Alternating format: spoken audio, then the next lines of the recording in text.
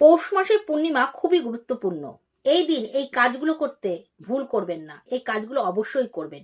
একদম সাধারণ কাজ, সবাই করতে পারবে। যদি করতে পারেন গৃহের কল্যাণ হবে এবং আপনাদের জীবনে অনেক কিছু আপনারা পাবেন। কি করবেন?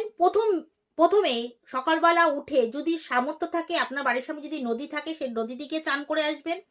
আর যদি সামর্থ্য না হয়, নদীতে যদি না যেতে পারেন, তাহলে আপনারা অবশ্যই বাড়িতে যে চানের জল আছে সেই বালতির মধ্যে একটু গঙ্গা জল ফেলে আর তার মধ্যে একটু তিল ফেলে চান করবেন। এই হলো সকালবেলা চানের পর্ব। চান এইভাবে করবেন। তারপরে কি করবেন? বাড়িতে যদি লাড্ডু গোপাল থাকে বা শিবলিঙ্গ থাকে, সেই লাড্ডু গোপাল এবং শিবলিঙ্গকে দুধের মধ্যে একটু কালো তিল দিয়ে অভিষেক করবেন।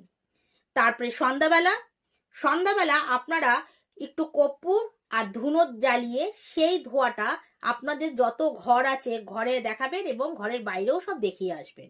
এতে আপনার বাড়িতে যদি কোনো নেগেটিভিটি থাকে সেই নেগেটিভিটি দূর হয়ে যাবে।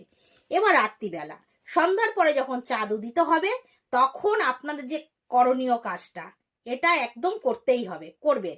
একটা তামার ঘটির মধ্যে কিছুটা দুধ নেবেন, তার মধ্যে কালো তিল ফেলে দেবেন, দিয়ে আপনার ওম সোম সোমায় নমো এই মন্ত্রটি 11 বার বলে সেই দুধের মধ্যে যে তিল দেওয়া আছে সেই দুধটা দিয়ে তাকে নিবেদন করবেন।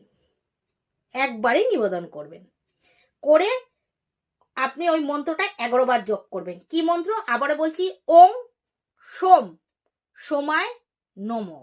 এই মন্ত্রটা বললে আপনার জীবনে মানে আপনি যে কি লাভবান হবেন একবার করেই দেখুন।